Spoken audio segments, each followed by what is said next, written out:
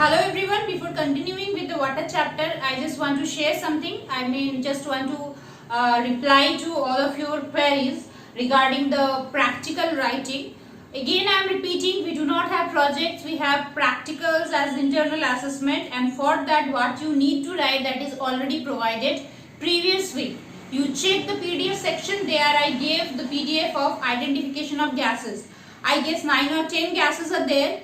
You need to write down those in the papers which are available in the market as practical papers. If you can see where those are written, you can understand, and if you ask in the shop to give you the files which are generally available, the pages are available as loose sheets, and you have the binding files, and then you need to write on the papers and you need to attach those papers.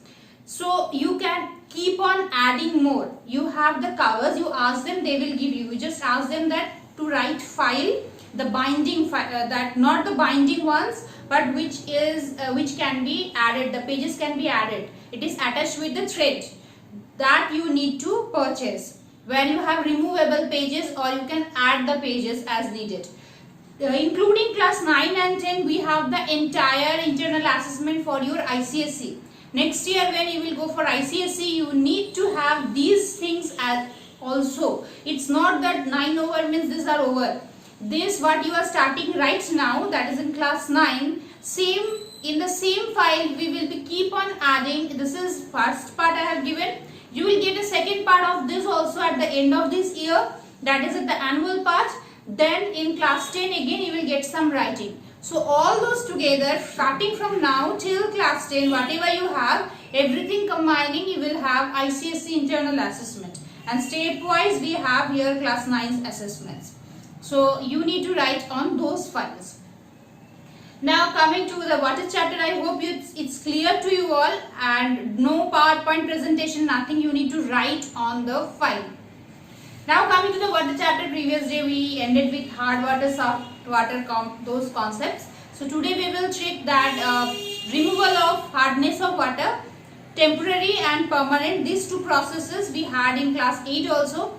Temporary hard waters are those which contains bicarbonates of calcium and magnesium.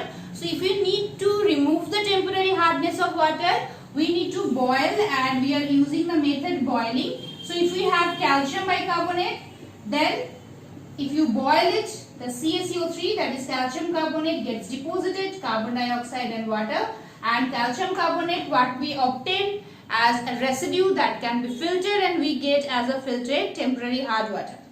As a filtered what we get, that is no more hard water.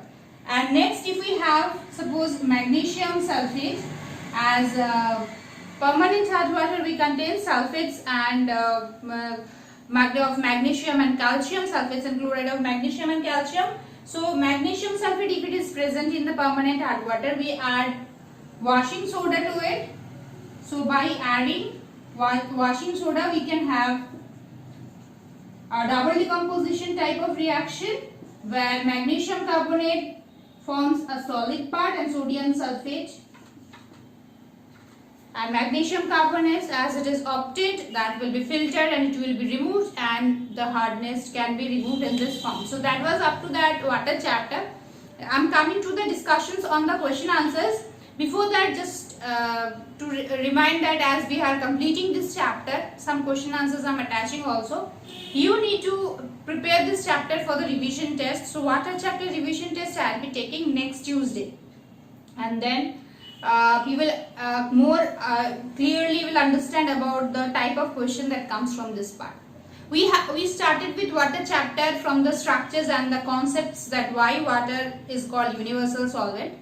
I said also, I explained about the polar nature of water and lot many things like dielectric, constant matter and all, but those in detail we do not have in our syllabus. So in our syllabus we have just basic why water is called universal solvent, and for that you can write that water has a ability to dissolve maximum number of solutes present, and that is due to two factors. You only need to highlight the points that water is polar and it has a high dielectric constant value. These 2 points you need to mention when the question is why water is called universal solvent.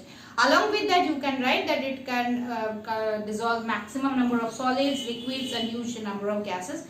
So it is called universal solvent. But the key words here will be that water is polar in nature, and secondly water has high dielectric constant value. And then regarding the solubility part, short questions, as you know that give reason also comes as of 1 mark. Previous year questions you can check, and all the questions will carry 1 mark. Like if you can, if you start from give reason type of question, if it is differentiating type of question, for each point of difference there will be 1 mark, and both side has to be correct.